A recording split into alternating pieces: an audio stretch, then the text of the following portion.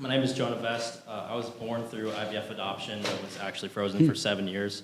Wow. My biological parents used IVF to have children of their own and had 30-some extra embryos left over after having 4 children of their own. Wow. Being a Christian couple and with the help of the Bush administration's lawmaking, they gave up their fertilized embryos for adoption through a Christian organization called Snowflakes. My question is the line drawn at adoption of these IVF embryos, or is it drawn at the science in general? The bioethical question of what to do about these frozen embryos, of which you were one, you're a graduate of that stage of development, I think remains open. That one is so profoundly novel that ethicists who are far more advanced than I am continue to debate that. I think stories such as yours are really the key to opening up this entire debate. Because you're living proof, you're a happy ending and living proof of the evils of IVF and surrogacy. You were locked in a freezer for 7 years, and you're one of the rare lucky ones who got out. How many of you are there? Not very many. Not very many. Glad you're with us. Beautiful testimony. And I got to bring you on the road with me. One can make a lot of logical arguments, but seeing living proof is a lot more persuasive. Amazing. I'm here to ask a question about a particular topic that I think is probably the most important topic known to man. And that topic is something that you disagree with Matt Walsh on. Here we go. Yep. And I'm wondering what it would take for you to change your mind on this important topic of whether or not aliens exist. What would it take for Michael Knowles to agree with the light side of the Force and come to Luke Skywalker and believe in the green Yodas of the space lords that aliens exist? Probably a traumatic brain injury.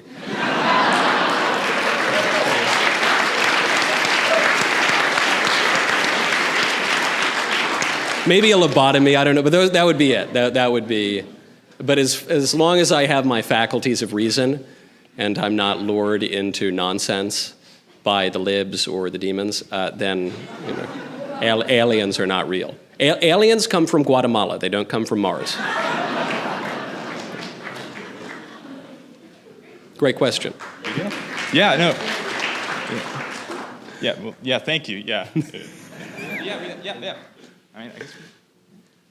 Is there a follow-up? Yeah, there's a follow-up. Okay, yeah. Of course there's a follow-up. Naturally. Yeah, you didn't think I didn't come prepared for a follow-up, yeah. No, I would say, what do you think about Billy Graham and his comments about believing that that aliens could be, that if aliens do exist, that they are, in fact, children of God, they're God's creation, and that Jesus, if they're intelligent life out there, that God created them as well. I've heard a lot of different theories, especially from the Christian's perspective. I'm a Christian myself. This wasn't entirely a joke. I was just kind of curious perspective on all those arguments from the Christian perspective.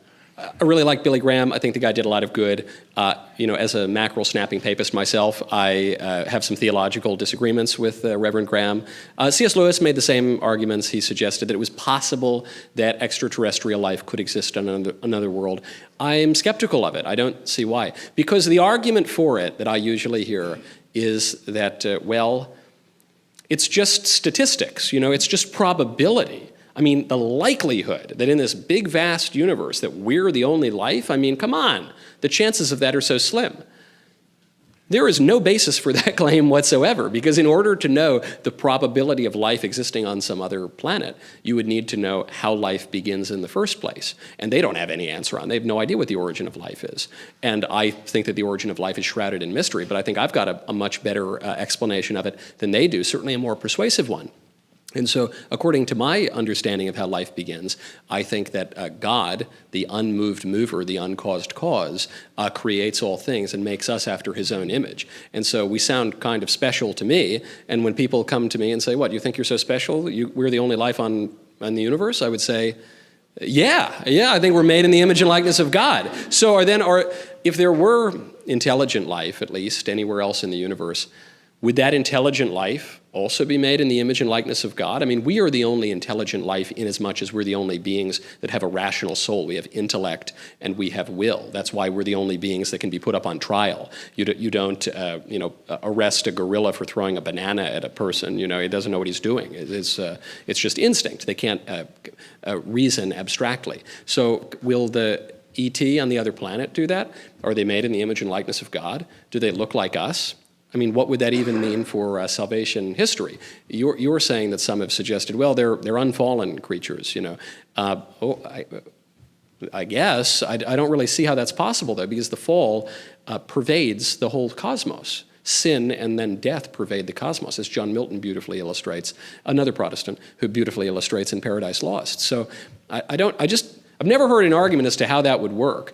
And if the argument is, well, people see really shadowy, weird things at night, and some say that they've had their minds read by dark, shadowy beings, I'd say, one, they should probably go see a shrink to make sure that their head is screwed on straight. And if the shrink says they're smart, they should probably go see a priest, because I would be much more convinced that those were spiritual beings than physical beings. And when you say they're totally unfallen, or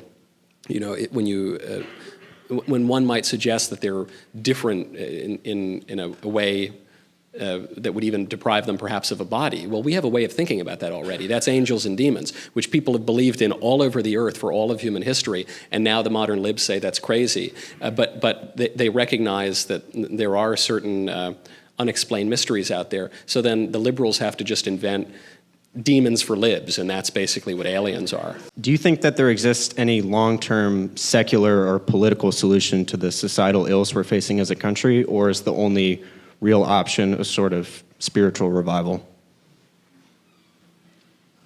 Well, in the long run, for all of our good, a spiritual revival is, of course, necessary, because I love the Constitution as much as the next guy, but I don't make an idol out of the Constitution. It really is, to quote Antonin Scalia, it's just a dead piece of paper with words on it, right? And it's completely meaningless. It can't operate unless people have virtue and believe in it and want to follow it. So, in the long run, yes, you need a spiritual renewal.